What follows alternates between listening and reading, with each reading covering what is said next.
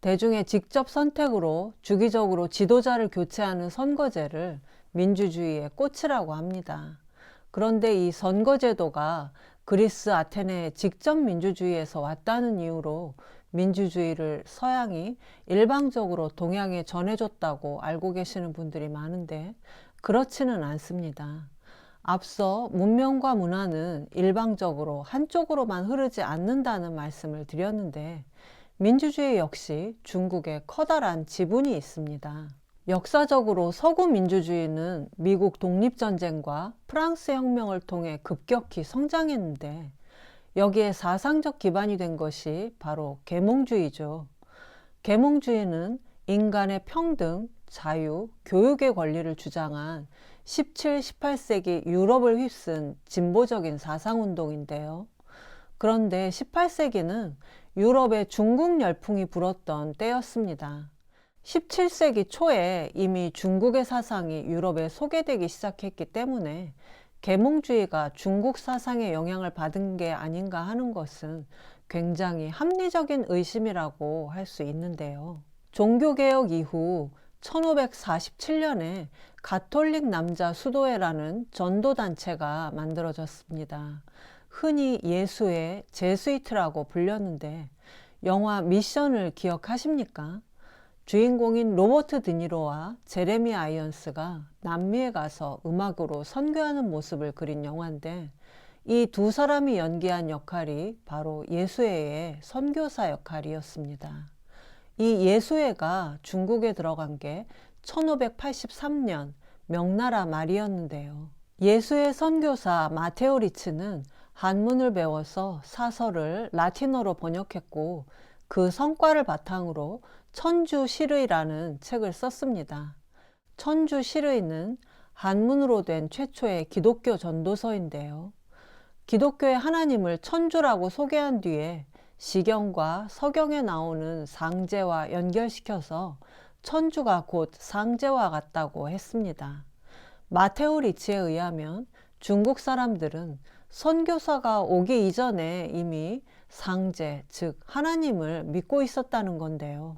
중국 문화를 깊이 이해한 뒤에 썼기 때문에 이 책은 명나라 4대부들 사이에서 베스트셀러가 됐습니다.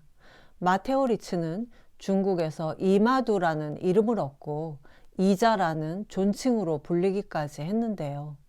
30년간 2,500명을 전도했는데 당대에 이름난 명사와 지식인들이 포함되어 있었다고 합니다. 명나라가 망하고 청나라가 들어섰을 때도 선교활동은 계속됐는데 61년간 집권하면서 청나라의 기틀을 세운 강희제는 서양의 수학과 음악, 의술을 직접 공부했는데 그 중에서도 유클리드 기하학을 좋아해서 저녁이면 예수의 선교사와 함께 수학을 푸는 일에 열중했다고 합니다. 중국에서의 성과를 담은 편지가 1602년부터 교황청에 도착하기 시작했는데 학구적인 선교사들이 자신들이 관심 있는 유교 사상이나 중국의 관료 제도에 대해 자세히 써보냈기 때문에 중국의 문물이 전면적으로 유럽에 알려지는 계기가 됐습니다. 특히 공자의 사상 중에 유럽인에게 강렬한 영향을 준 것이 바로 유교 무류였는데요. 유교 무류는 교육에 있어서는 어떤 종류건 차별을 두지 않는다는 논어에 나오는 공자 말씀이죠. 공자가 누구나 배울 수 있는 보통 학교를 연 것이 BC 500년대였는데 유럽은 17세기까지도 일반인들을 위한 보통학교라는 개념이 없었습니다. 서구 사상사에 평등한 교육에 관한 주장과 근거가 없기 때문에 공자의 유교무료야말로 교육에 있어서 평등 사상이 최초로 유럽에 나타나게 된 계기라고 할 수 있는데요. 이것은 저의 주장이 아니라 미국 시카고 대학을 고대 중국학의 메카로 이끈 헐리 G 크릴 교수가 주장한 내용입니다.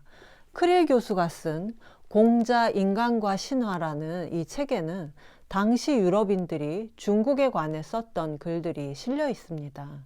중국에서는 누구나 학생이 될 수 있었는데 학생이면 아무리 농민의 자식이라도 최상류층의 자식들과 마찬가지로 총독의 자리는 물론 재상의 자리에도 오를 수 있다.